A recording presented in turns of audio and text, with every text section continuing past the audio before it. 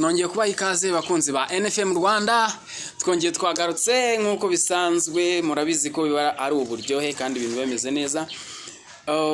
Uyu munsi rero ntago ndi njyenyine, ndashaka kubanza kwakira abakobwa beza turi kumwe. Ndahera ibumoso bwanjye. Muraho neza. Nitwa Gloria Clemence igira impuhwe. Nkaba nishimiye kuba ndi kumwe namwe, murakoze. Yes, Clemence arakoze cyane. Iburyo bwanjye ndi kumwe na Gasaro Shania, nkaba nishimiye kuba ndi kumwe namwe. Yes, turi kumwe n'abakobwa babiri nkuko mwabyumvishe. Ikiganiro cy'uyu munsi cyitwa NFM Talk. Ndakeka maze kwimenyera Shania ndetse na Clemence Gloria Gogo. Ndabeshya Gogo. Yes, rero mbere yuko mbabwira topic ndagira ngo mbanze nkwibutse ikintu cyiza cy'ingenzi kugira ngo utazacikanwa cyangwa se ukazahomba ibyiza tukugezaho kuri NFM Rwanda. Reba ko kantu kakazogera karaho hasi, ubanze ugakandeho, ariko ubanze ukande subscribe kugira ngo ni turamuka dushyize ikiganiro ubutaha bazahita bakubwira ngo ibyiza byaje byakugezeho. Ndakeka yuko wamaze gukora subscribe. Hanyuma rero uyu munsi mbazaniye topic imeze gutya. Ndashaka mumbwire namwe, ese uko umuntu agaragara umubonye, physical appearance y'umuntu, ese yaguha ishusho y'imyitwarire ye? Uko umuntu umubonye bita biguha n'uburyo abayeho mu buzima busanzwe, behavior ze byagaragazwa nuko yambaye. Clement, mbaro umbwira usukuri. Uko umbonye, tugihura yenda tuvuge nibwo bwa mbere umbonye cyangwa se nkunyuzeho ahantu uri ukorera, byahita biguha ishusho y'imyitwarire yanjye? Ngiye uko mbyumva cyangwa nuko mbibona, mbona uko umuntu agaragara, imico ugaragara cyangwa se uko umuntu yakubona uko umeze bishobora kudescribinga imico yawe. Urugero uburyo nabyumva, nk'ubu ngubu dushobora guhura nambaye yenda nk'agakabutura gato kagufi gaciyemo, ndi umukobwa ndi mu muhanda. Hari umuntu ushobora kumbona mu by'ukuri agahita avuga ati uriya mukobwa uko mbibona ni ikirara, bitewe n'uburyo akubonye, cyangwa ukabona umukobwa ari mu muhanda yambaye isutiye yonyine ari mu muhanda arimo aragenda. Mu by'ukuri ntabwo umuntu ashobora kukubona avuga ati uriya mukobwa aritonda cyangwa uriya mukobwa afite imico myiza, kandi yamaze kubona mu myambarire uburyo wambaye bitaniye n'uburyo yenda we n'uburyo, nimba ari umusore ubonye umukobwa hari umukobwa yifuza, yahita avuga ati umukobwa ntabwo njye namwifuza kuko uburyo yambaye ibintu ubwoba. Uburyo rero umuntu agaragaramo bishobora kudescribinga imico afite. Bivuze ngo ase ku mugani nanjye ndi kwibaza, ku mugani wawe umuntu ari mu muhanda yambaye agasutiye cyangwa yambaye akamucikopa mu muhanda, arimo aragenda mu muhanda na confidence, yangize kwanga umuntu afite imico myiza, ibyo ntago mbyumva. Njye numva rwose ibyo bintu wabyumva ute? Njyewe ndajya muri oya, kubera ko nshobora kuba nambaye utuntu tugufiya, nambaye utuntu tugufiya, ariko bitabuze ngo mfite imico mibi. Ariko nituvuga akantu kagufi ubyumve, nanone nshobora no kuba nambaye ikintu kirekire, atari uko nyine ndi umuntu usenga w'umwadeperi. Rero njyewe uko umuntu agaragara, nshobora guhura n'umuntu siyite mvuga ngo uyu muntu uko mubona ni nakameze, no, ashobora kuba yabyambaye atari kameze. Mbese Gogo aratubwiye ngo umuntu aratinyutse agiye mu muhanda yambaye akantu n'ubundi rwose pe ni nkaho atakambaye, arangije arakugendeye agukubitiye hejuru hagasutiye. N'urugero tujye tubona hano muri Kigali, tujye tubona abantu hano muri Kigali rwose agenda ubusa neza, wabona rwose ibintu bisebetse. Uwo muntu koko, ese koko uwo muntu iyo umubonye, Shani yatubwiza ukuri, uwo muntu iyo umubonye ukwita uvuga uti uriya mwana rwose namujyana kuri aritari agahereza? Njyewe rero kuri mbyumva pe ashobora kuba ajya abyambaye, sibyo, ariko ukuntu abantu bari kumutekereza atari kameze habe na gato. atari kamera. ya urabizi hari ukuntu abantu batekerereza uko abandi batari. Ashobora no gucaho yambaye ibintu birebire ariko atabikozwa. Nyine yabyambaye kubera ko yumva uwo mwambaro ari we ashaka kwambara uwo munsi. Rero kuvuga ngo uriya muntu wambaye akantu kagufiya, wambaye sutiye hejuru, ngo yajya kuri aritari guhereza, of course yajyayo, kubera why not satajya, yajyayo cyane.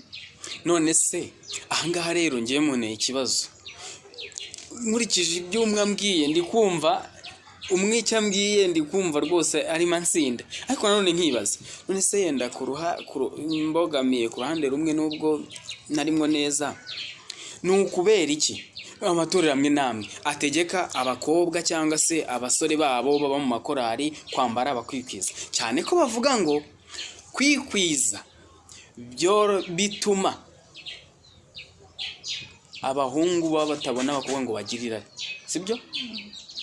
Cyangwa bakavuga ngo nimba uri umusore ukaba wambaye neza, inyogosho ni inyogosho nziza, udonko uragaragara neza nyine, sibyo? Binashingira ku muco. Kuki amatora amwe namwe cyangwa groupe zimwe na zimwe zitegeka abantu cyangwa se amambure babo kwitwara gutyo? Ese ntago byaba ari ukubera ko nyine physical appearance y'umuntu itera ikibazo?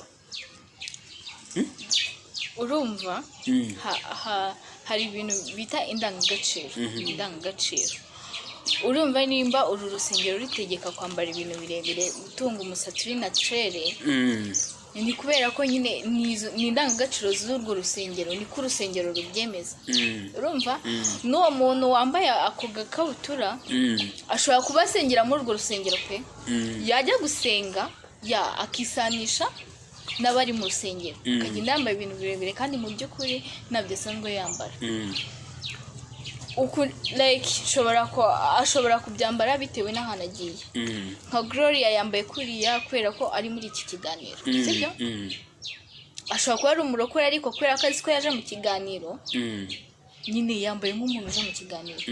Rero nkeka ko uriya muntu usenga muri iryo dini, hari amadini yemera gusenga mwambaye uko mushaka, hari n'amadini yemera gusenga mwambaye byemewe n'amategeko, ijipo ndende naturelle.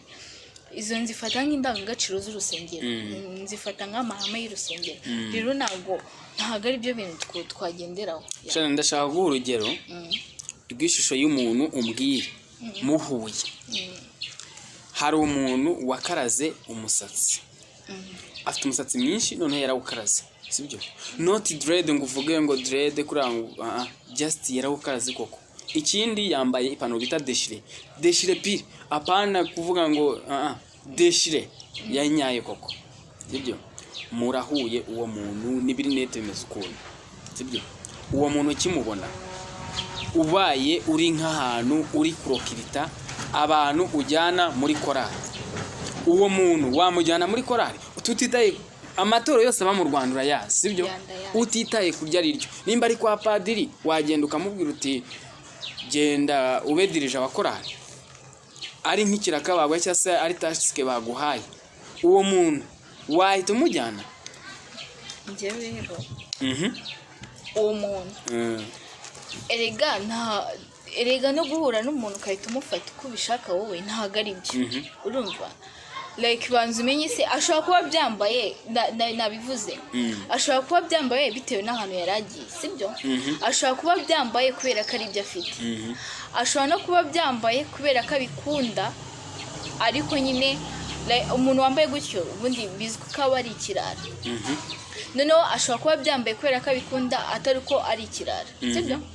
Njyewe umuntu ndamutse ndi kureba nk'iyo example wari umaye ngo y'abantu bajya muri korali cyangwa kujya imbere kwa padiri, why not se namujyana abishoboye? Aramutse abishoboye tukaganira nkumva yabishobora kandi binamurimo. Erega bara bose baba bari kwa padiri ntabwo biba bivuze ko bikwiza bose, wapi. Ashobora kuba ajya imbere ya padiri akikwiza kubera ko ari imbere ya padiri, yagera mu kabari akambara nk'umuntu uri mu kabari, yagera ahantu bapfushije akambara nk'umuntu uri ahantu bapfushije. Rero simbizi bakunzi ba NFM Rwanda ndetse namwe bakunzi by'umwihariko ba NFM Talk ndagira ngo mumbwire guys, mumbwire koko umuntu wakaraza umusatsi arimo aradirija korari mbasinzi. Reba nk'abadive ndi kumureba yakaraza umusatsi yambaye ibirinete ibintu meraho na deshe rwose arimo aririmba ngo turategereje. Biragoye cyangwa se marokore. Aratubwira yuko Clement Shani ati ntago dukwiye kujajinga umuntu uko tumubonye. Umuntu ashobora kuba yambaye ibyo bintu bitewe n'ahantu agiye. Ushobora kuba rwose ari umuntu wo muri korari mu buzima busanzwe. Abapentekote bambabarire nzi ko hari ukuntu bagiramo akadisipline ku bantu babo. Akaba ari muri korari yarakaraza umusatsi yambaye na team, ukamubona hariya ngo ntumujajinge, ahubwo ukaba wahita umubonamo indi sura nyine ukavuga ati uriya muntu muri korari buriya nubwo yambaye kuriya ni ukwera ahantu agiye.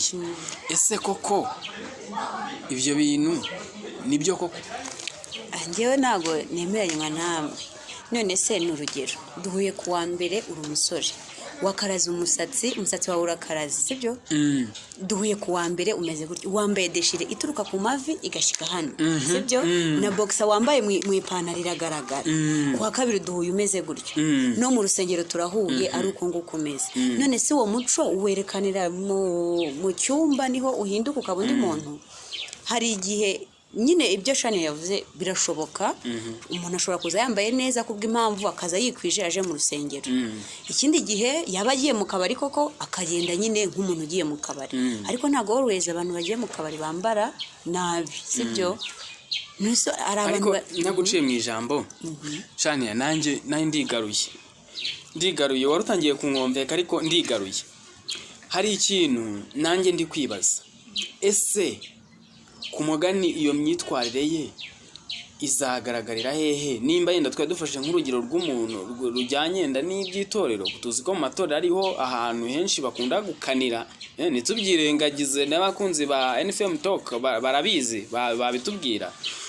Bandike muri comment mu madini niho hantu dusangamo igitsura, sibyo? Ese koko ni gute waba uri muri korari? Korari babategeka kwambara mu kwikwiza, babarinda ibintu byakurura abasore. Muri Islam turabizi ko babategeka kwambara kwikwiza kugira ngo abasore batababona bakababenguka.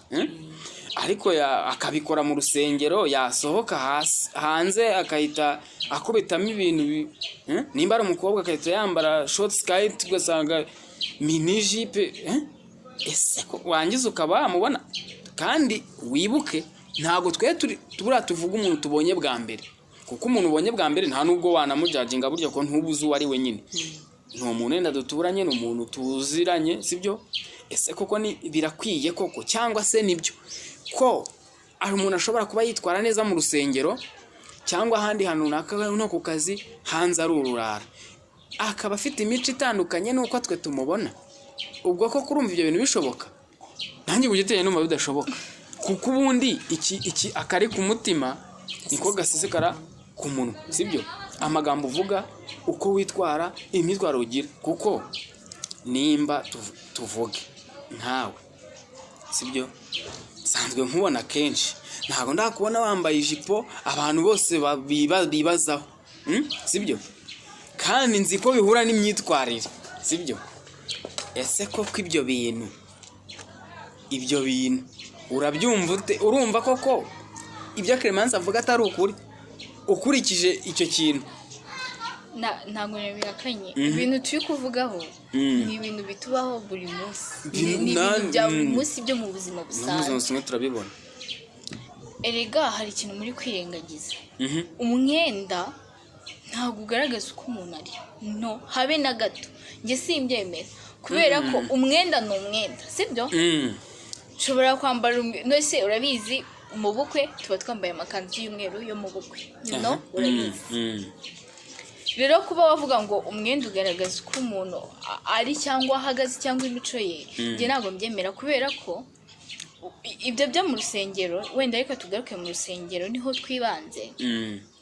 Kuba umuntu yajya mu rusengero agahereza yambaye ibintu birebire, wenda no mu Islam yikwije, ageze hanze yambaye utuntu tugufiya nk'uko wabivuze tugufi Ya, cyane ongeraho ngo tugufiya. tugufi cyane ikibazo si bigufi reka ahubwo mbyemere, cyane tugufi cyane sibyo aratwambaye none se kubera iki iyo agiye mu rusengero atekereza kwambara ibintu birebire nyiri igituma bitekereza nuko abazi ko agiye mu rusengero sibyo bivuze ngo wa muntu afite imico mibi ahubwo iyo agiye mu Umuntu rusengero ashobora aratinya kuba afite- akambara neza Ya, ashobora Aha. kuba yiyambarira ukuntu kwiwe ashatse akambara mina akambara ariko ntago aba ayobewe ntago abazi ahantu agomba nawe kwitwararika ya abazi ahantu agomba kwitwararika kubera ko erega umuntu ashobora guhindura undi ushobora guhurira nawe mu rusengero nanjye nakuriye muri Sunday school nakuriye muri Sunday school umuntu ashobora guhindura undi okay nshobora kuba nazaga mu rusengero nambaye ibintu birebire nagira hanze nasohoka mwambara izo mini aha bivuze ngo afite imico mibi Ya. ahubwo iyo aje mu rusengero abateganya ko yahinduka ya umuntu arahinduka cyane arahinduka Aha. cyane cyane ko nawe wundi ufite imico myiza wambara akikwiza ashobora guhinduka akambara ibintu bigufiya yahinduwe n'umuntu nyine ibyo turabyemera guhinduka byo birashoboka sibyo ariko guhinduka ku cyo wari uri cyo nyine sibyo bivuze ngo wari urimo wibeshya nibeshye nimba umuntu ashobora guhinduka nyine bivuze ngo tumubona uko yitwara niko ari uko umuntu Ntabwo nene se ari ubundi kare. kubera icyo bavuga ngo bansubize ngo kubera icyo bavuga ngo mbwira bamugendana ngo nkubwire uwo uriwe ubwo si uko baba babonanye mugenda nese baraza bakabasatura imitima bakareba uko abo bantu mugendana bameze ahubwo baravuga ngo kanaka turamuzi ameze atya sibyo bitewe n'uburyo bamubona bakahita nawe babona uko uwo uriwe sibyo ndabeshya oye ntabwo beshya ibyo biratandukanye bitandukanye. ushobora kuba njyana na Gloria mu rugo bagahita bamenya uko imico yanjye cyangwa n'undi muntu agahita amenya imico yanjye kuko yabonye ngendana na Gloria kandi Gloria babibwirwa n'iki rero sasa ikintu kibimubwira like ahita areba ya mico Gloria afite ubwo nimba Gloria yanjye twarahuye tugahuza ubwo n'imico ye twarahuje byose iyo mico bayirebera he iyo mico rero ngendaga imyenda iratandukanye ndetse nshobora kumenyana na Gloria ari umurokore yambara ibintu birebire reka twe kuvuga kuri dressing sibyo tuvuge looks yose uko umuntu tumubona muri societe yacu sibyo hari ibintu ukunda kwambara sibyo ku wa mbere ku mugani Gloria yabivuze ku wa mbere ndakubonana mini sibyo ku wa kabiri hejuru wambaye mukonda utize ziracyabaho ubundi basigaye bambara noneho suti ahubwo bambara noneho suti ntabwo kera nibura bagira ubundi imbere ngemeruka ko yambaraga akantu yenda kagera nka hano ibigacika ngo yambaye mukonda uti sibyo ibigacika noneho basigaye bambara twa hano sibyo kandi turabizi ko ibyo bintu iyo baramutse bakubwiye ngo jya guhura na president jya muri presidence ntago yagenda byambaye kandi tuzi ko ari ahantu umuntu ajya afite iki discipline ndabeshya ubwo ngewe ndimo kumva ko rero just completely biranyereka ko uko umuntu tumuzi muri societe yacu bishobora kutwereka n'ubundi no mu mutima uko hameze nimba umuntu adashobora kwihanganira cyangwa se tuvuge umuco nyarwanda nimba umuntu adashobora kuvuga ngo ninyura ahantu nambaye impenure ababyeyi b'abamama ntago bamfata neza akabitinyuka ibyo bintu umbwira gute ko uwo muntu afite imico myiza erega munamenye ko turi muri future turi muri Turi vision muri ya vision. Jivanse. Ya, turi muri vision ubwo icyo nacyo kizaba ikindi nimba vizi izatuma tureka umuco wacu nk'abanyarwanda njye nyamona abamama bambaye ibintu bigufi bahetse n'abana nusushaje kumbwira ko uwo mwana azakura yambaye ibintu birebire abona mama we yambaye ibintu bigufi wabyumvishe ubwo bivuze ngo uri kwigiza nkana ahubwo njyewe ukuntu umuntu yambara uwo mumama ashobora kuba byambara sibyo kubera ko turi muri viziyo sibyo muri viziyo nta muntu wabona wambaye ikintu kirekire ariko mu minsi yashize none se ubona abantu bambara ibintu birebire ashobora kubyambara n'ibigufi ashobora uko wundi erega nitwirengagize ko umuntu nese mu rusengero baravuga ngo umuntu wakoze ibyaha ngo ageraho akihana sibyo akihana rero wa muntu wambaye ibintu birebire ese sorry gatoya reka nkubaze ni ukubera iki umuntu wihannye noneho sibyo nimba yambaraga ibintu bigufiya ni ukubera iki ahita ahindura akambara ibirebire ndaguha urugero nzi neza hari abakobwa batabaga mu makorari sibyo yiyambarira bisanzwe,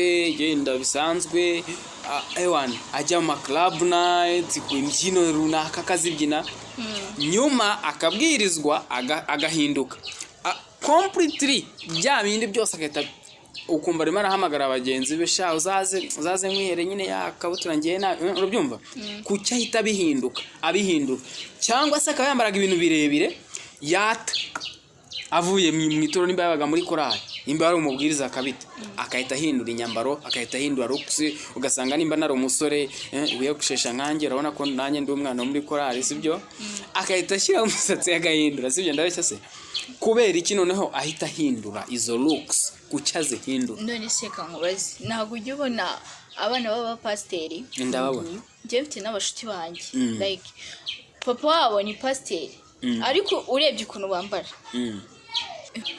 umuntu ashobora kujya hariya akavuga ati uriya mwana n'uw'indara kandi papa wari pasiteri mu by'ukuri iwabo basenga rero niyo mpamvu numva ko umwenda udashobora kugaragaza uko umuntu ari like yambaye uko bitewe n'ahantu agiye ariko umuntu ahise amubona aravuze ati ya uriya mwana iwabo bararangiye. Pasiteri ntabwo ajya abyara abana ukabona kuko baramunaniye bakuyeho papa wabo ari pasiteri akigisha uburyo abantu bera imbuto mu rusengero ariko yashika mu rugo akaba atunze umusaraba afite abana bamubereye nk'umusaraba ugasanga rwose umwana wiwe aho biyobyabwenge ni umusinzi papa wa n'umupasiteri yigisha inzira y'agakiza we abwiriza abantu kandi abantu bakamukunda ariko we afite umusaraba w'abana.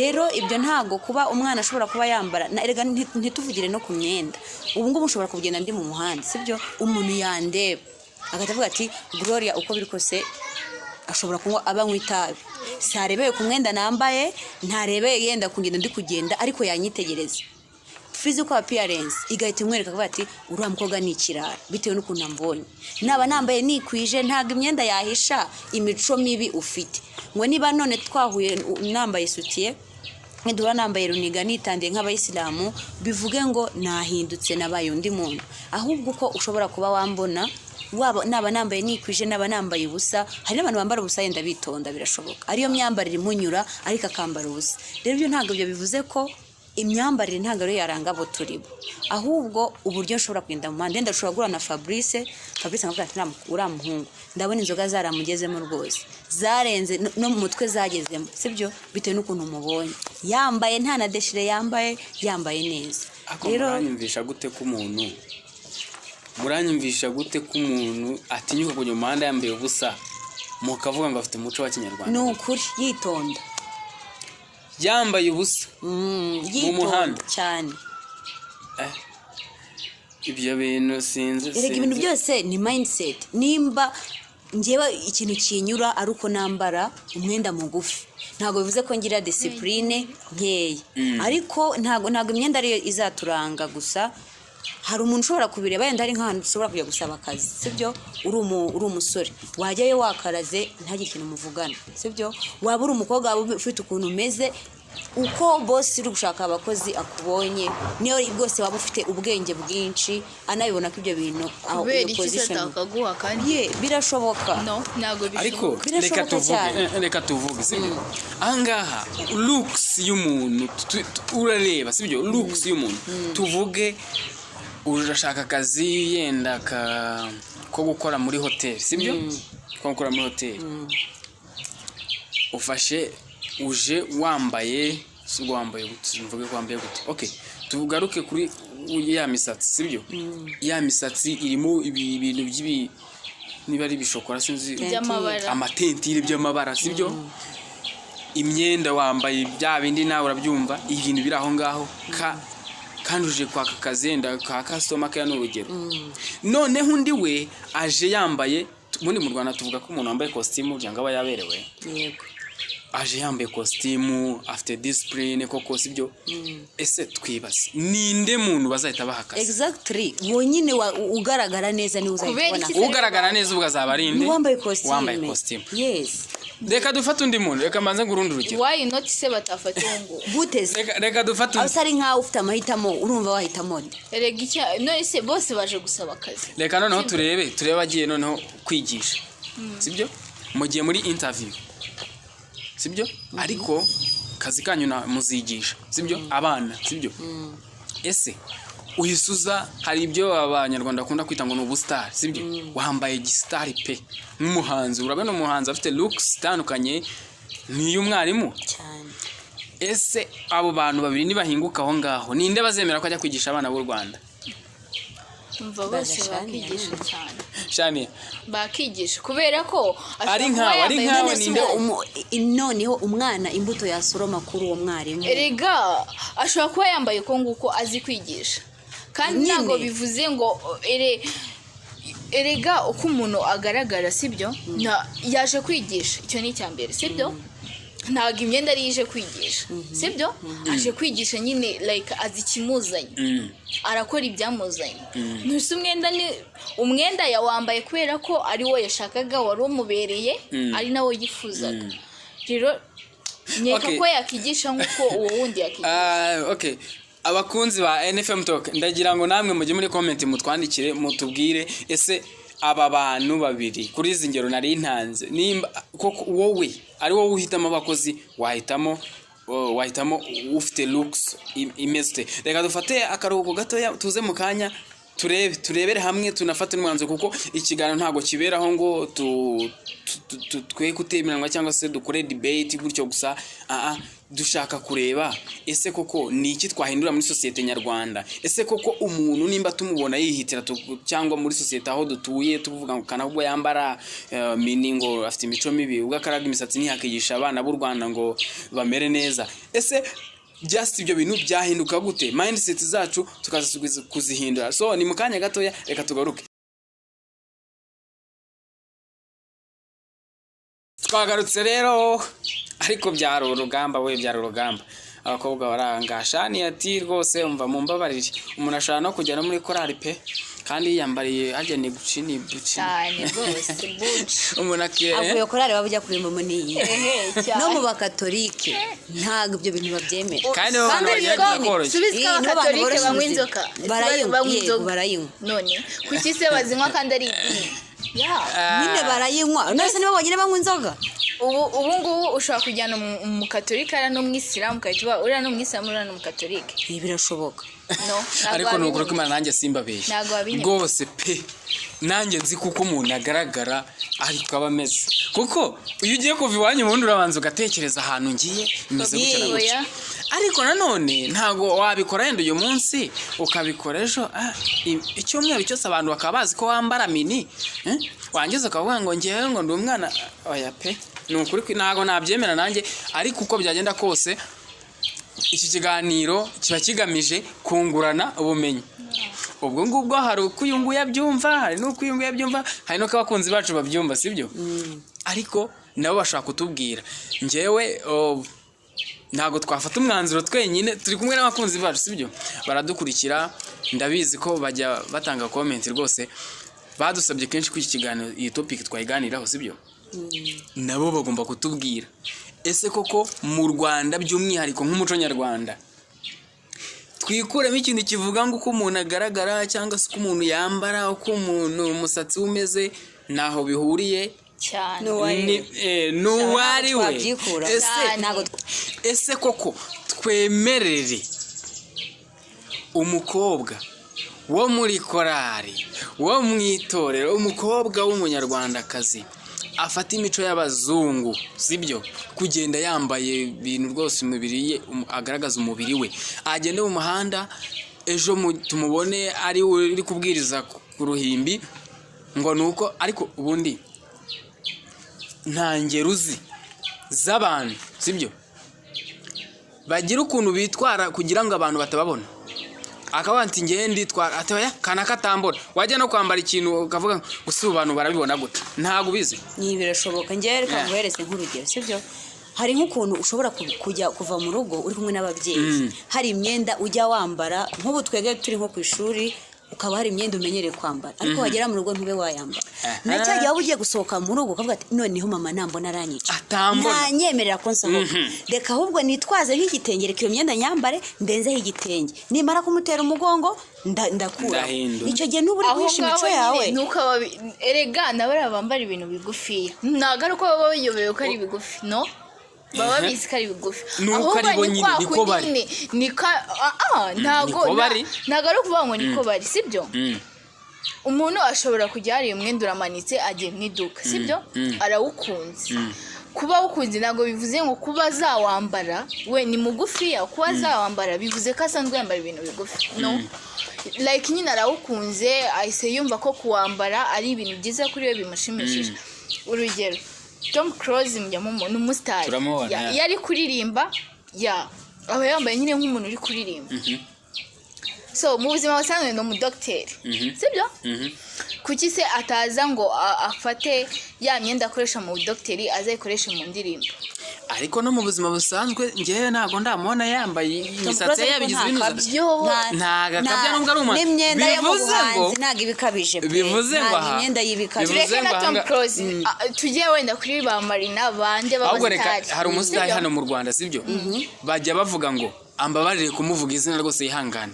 Shadibu bajya bavuga ngo kubera amafoto yawe bajya bavuga ngo uri Slay Queen ese koko Shadibu amafoto yawe uko wambara uko yenda ntago byaba bituma ari byo abantu bitera abantu kuvuga ko ntabwo ukuntu umuntu yambara byavuga ko uriya muntu ari Slay Queen kubera iki Swisi umubonamo Slay Queen kuki utamubonyemo se umuhamya wa Yehova hari umugeze kuririmba indirimbo okay nta muntu uzi wigeze kuvuga muri interview ngo Ama-G The Black ngo Ama-G The Black akavuga ku Ama-G The Black bitewe n'umusatsi wiwe uriya muntu yarabeshyaga none se erega umusatsi ushobora gutunga umusatsi ungana gutya sibyo kubera ko nyine ndabishaka ndabyishimiye ntabwo bivuze kuba mutunze narakaraze ntabwo bivuze ko ndi umwana w'ikirara biragoye erega ibintu uvuganye ntabwo twabyumva kimwe kuko sibyo ntabwo twabyumva kimwe njye naguhaye ari mu bukoti sibyo ubu ngubu yambaye ishati Fabrice kuki utaje wambaye ikoti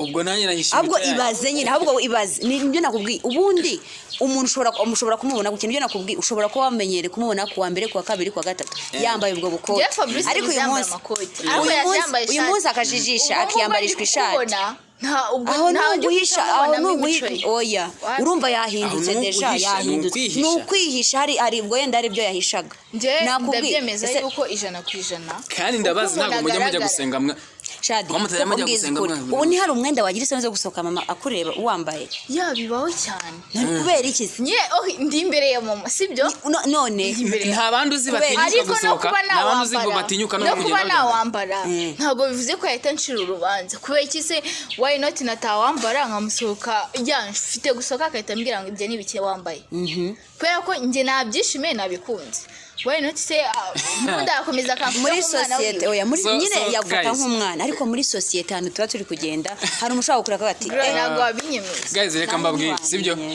yenda reka twe kumara iminota myinshi okay nago biragoye gufata sibyo biragoye sibyo ariko nanjye pe ntabwo binyemeza gusa njyewe kurundi ruhande ndi kubyumva ariko nkumva nawe simbyimane reka oya uko byagenda kose sibyo abakunzi ba NFM Talk sibyo abakunzi ba NFM Talk bajye muri comment badufashe gufata umwanzuro twebwe tuzagaruka dufata umwanzuro tuvuge ngo banyarwandakazi mumenye kuko umuntu tumuzi bitandukanye no mu mutima we ahubwo nangiye kubogamira ku ruhande ariko babanze batubwire nangiye kuvuga ngo ngo bitewe reka mbyihore so guys mutubwire mujye muri comment kandi iki kiganiro hari icyo byafasha sibyo kuko nimba uyu nguyu yabyumva gutya n'uyu akabyumva gutya ku rundi ruhande muri societe hari abari kuri uru ruhande no bari kuri uru ruhande so reka ubutaha uzashyire comment hasi aho ngaho tuzagaruke noneho dukora conclusion tuvuga ngo mu Rwanda ibi bintu bigomba gucika bigomba guhinduka iki kiganiro nkuko bisanzwe tukita NFM Talk tuzana topic naho twandike topic tuze tubiganiraho tukaza tukayidiskitaho tukayiganiraho ubundi tugafata umwanzuro kugira ngo tugire icyo duhindura muri societe nago twongera kwivuga ahubwo nababwira ngo nakagaruka bye ciao